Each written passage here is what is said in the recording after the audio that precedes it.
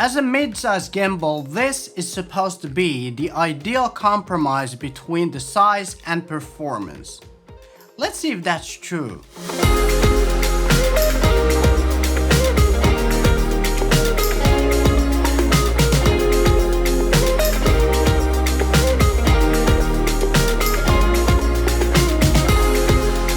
In this review, I'm gonna help you decide whether or not the MOZA AirCross 3 is the right gimbal for you.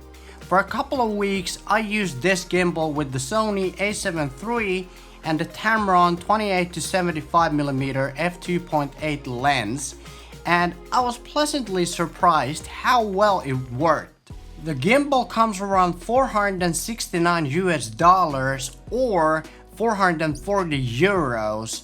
And the weight of the gimbal with the tripod included is only 1.5 kilos, which makes it a very lightweight gimbal. And the payload of the gimbal is 3.2 kilos, which is actually very good for a mid-size gimbal.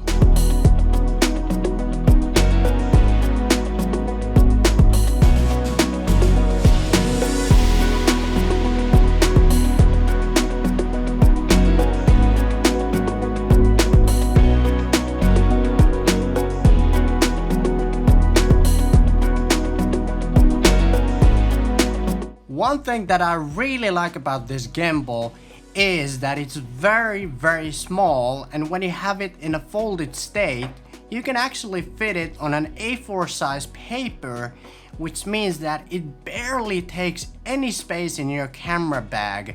So it's very easy to have it with you in your camera bag at all times, just in case. And it barely weighs anything, so you don't have to worry about having a very heavy camera bag. Also, just like with almost every modern gimbal, you can lock all of the axes of the gimbal to make sure that it's not flapping around when you're carrying the gimbal or traveling with it, and it makes balancing the gimbal also a lot more easier. And balancing this gimbal is essentially the same as with every modern gimbal, which makes it very easy. One thing that I really love about this gimbal is the fact that now you have the ability to mount your camera both horizontally and vertically on the gimbal without having to use any kind of a cage for your camera. And that's super helpful if you want to shoot something high quality, for example, for Instagram Reels or TikTok. One of the biggest downsides of the gimbal is, in my opinion, that the roll motor is positioned a little bit high and it obscures the view to the camera's monitor. And even though I've added this Manfrotto's quick release plate, which places the camera a bit higher, it still blocks the view to the camera's monitor a little bit in certain shots. So that's a huge downside for me, but it's definitely not a deal breaker because you can still use the camera and the gimbal very well together. Also, the auto tune function of the gimbal works really well.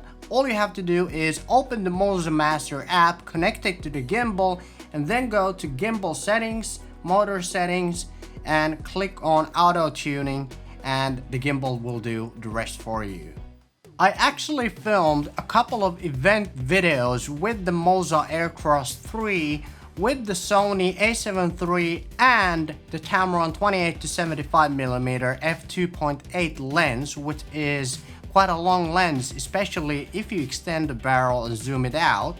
And I was very positively surprised how well the gimbal handled it, even though I didn't recalibrate or auto-tune the gimbal or rebalance the gimbal between changing focal lengths when I was zooming from 28mm to 75mm and extending the barrel of the lens. And it still worked really well, so that's a huge plus. The build quality of the gimbal is pretty decent, and it's made mostly out of metal except for the plastic buttons, of course. You can easily change the modes of the gimbal by pressing the mode button, and the modes include pan mode, pan and tilt, FPV, all lock mode,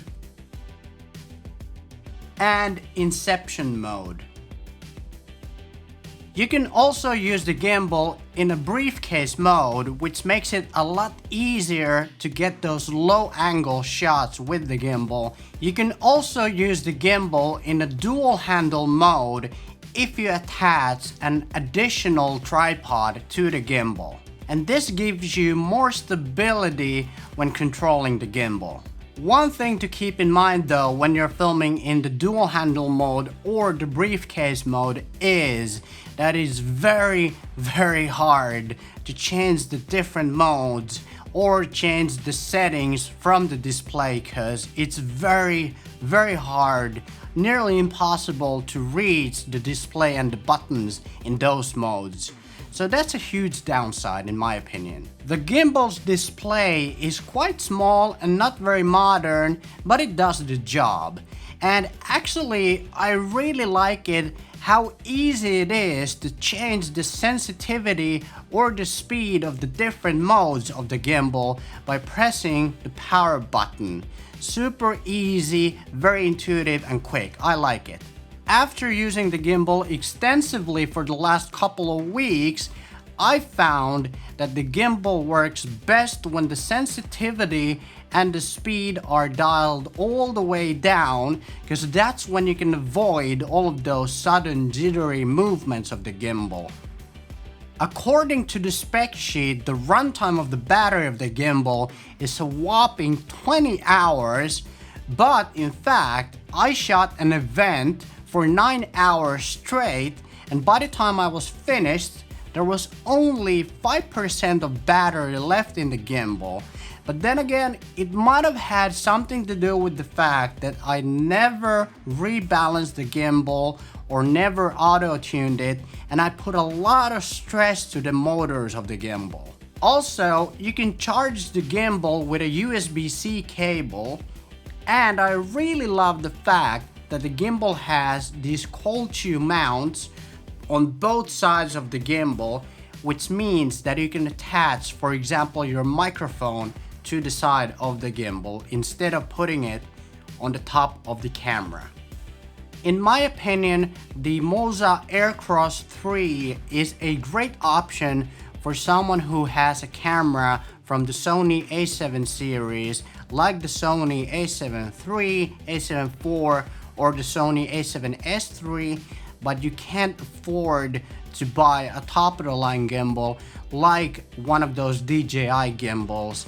And if you want a gimbal that is reliable, easy to use, and fits into the camera bag really well because it's lightweight and barely takes any space, then this is a gimbal that I think that you should really give a serious consideration. Okay. Thanks for watching. If you enjoyed this video and found it helpful, I highly recommend that you watch either one of these videos somewhere here on the screen, because I think you're gonna find it helpful as well. Okay, see you in the next video. Take care.